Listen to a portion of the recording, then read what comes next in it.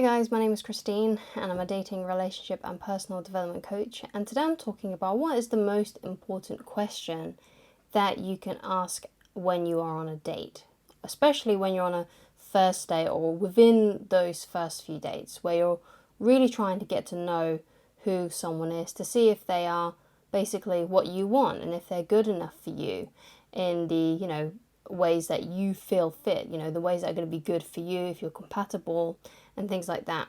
So I believe the best question that you can ask revolves around what your lifestyle is like, what your personal lifestyle is like, what your values are, and what you can tolerate and what you cannot tolerate in a relationship.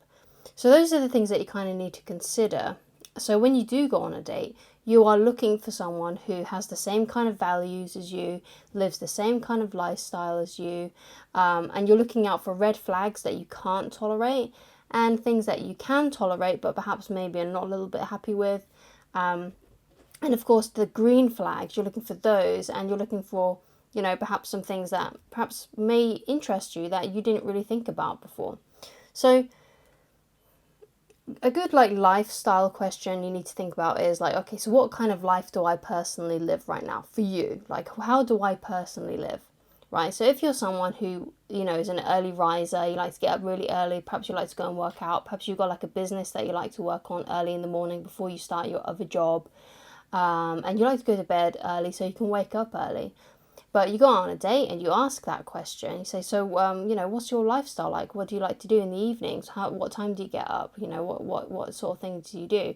And if you're on a date and the other person says, oh yeah, I'm an early riser, I like to get up really early, I like to go and work out, and, I like to go and do things, I like to do a lot of stuff before my day starts, then you know that you're on a date with someone who's really cool, who could be a good match for you. However, if they say, oh, I like to stay up really late, I like to sleep in, I like to lay in, I don't really like to exercise that much, I'm not one of these people that like to, move, because I hear that from some people, oh, you'll never catch me running, things like that.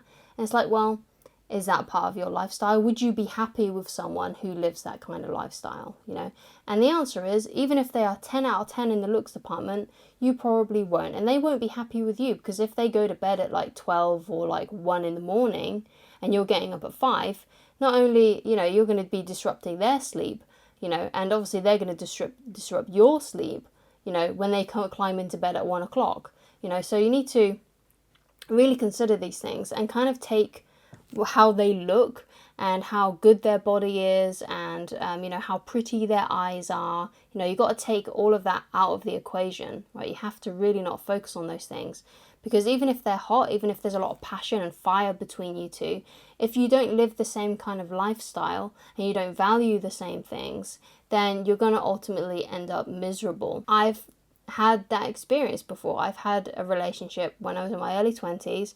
I talk about this one a lot because I think it's a great example.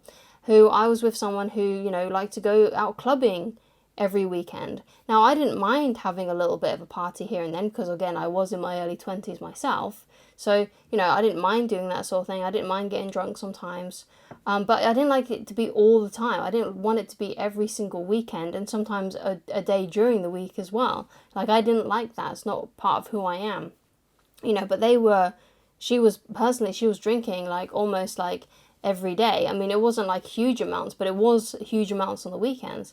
And that personally just didn't go with my lifestyle, So, you have to really consider these things when you're meeting people, because if you can't be with someone basically who is living the opposite lifestyle to you, especially if it's a lifestyle that you don't respect. So let's say you are someone who gets up really early and you respect people who also do the same, and you find people that go to bed really late, really lazy, people that, stay up eating junk food, watching Netflix. If you find that really disgusting and you don't think that kind of lifestyle is, let's say, I don't know, valuable to you, and you don't like that kind of person, then you're not going to like it when you're in a relationship with them. You may tolerate it for a little while, you may enjoy it for a little while, right, especially if they're really good looking, but ultimately it's not going to end up lasting the long haul. And even if it does, it's not going to be a happy relationship. You're not going to be happy in that relationship, okay?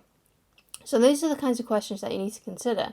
Those are the kinds of questions that you need to be thinking about when you are going out on those first few dates with someone, because you're trying to figure out who this person is. So another good question to ask, this is a big one, is, have you ever cheated on anyone?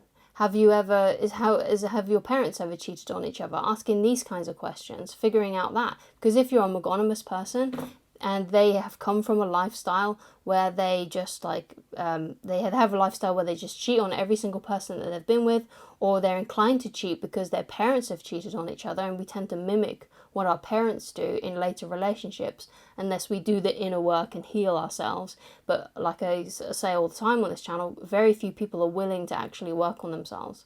So you need to take that into very deep consideration as well. Like, do you mind polyamory? Because if that's fine with you and you don't mind having multiple, relationships with, while you're in a relationship, then that's fine. But ultimately, you got to consider, can you tolerate that kind of thing?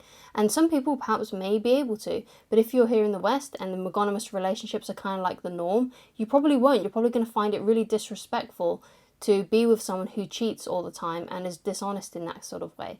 So you need to figure that kind of thing out as well. Again, it all depends on what you want, because obviously this is all about you and you finding the perfect person for you.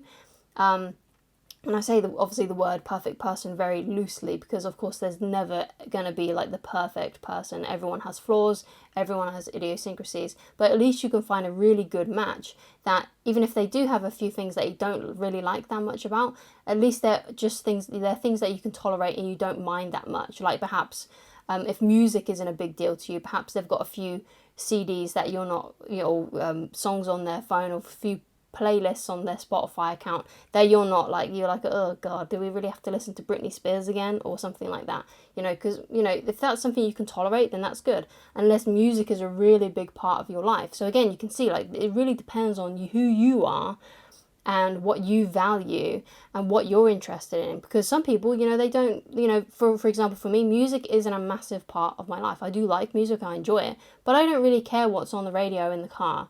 I'm not like a music connoisseur, shall we say, of a certain genre. Because if you really like heavy metal and you start dating a pop princess who really loves like Britney Spears and like 90s like S Club 7, all that kind of stuff, you're probably going to hate it unless you like that kind of music yourself.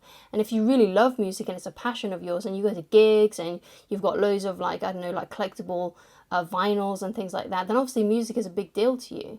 So you have to find someone who also likes the same kind of music as you, because if you start dating someone who doesn't like the same kind of music as you, and you really are big on music and you care a lot about that stuff, it's going to be difficult for you. It's going to be frustrating for you, right? And we all like to think, oh yeah, well, I can get them into good music, I can change them. But like I said, most people aren't willing to change. Most people are stuck in their ways. They don't like to change, right?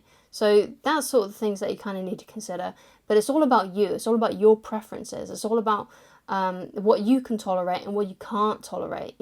It's all about what is going to be amazing for you, and what's going to be like a good for you. Because it might be the case that you meet someone, and let's say you're the person who's really into music. You may meet someone who perhaps maybe doesn't have the exact same taste of music as you do, but they kind of like your music. They may not love it, but they like it, and they don't mind it being on in the car or around the house. And they also show you music, and you end up thinking, oh yeah, that's not that bad. So obviously, you have to, there's a lot of like little kind of things that you need to consider, but you never know, you might meet someone who can open you up to new, different kinds of things. So but you got to be willing, obviously, to do that. And it's got to be stuff that maybe you would have been interested in if you had discovered it by yourself, shall we say. So those are the sort of things that you need to consider. So thank you so much for watching. If you would like to get in touch with me personally, then please go to www.christineloveridge.com if you would like coaching with me. And I shall talk to you again very soon. Goodbye, guys.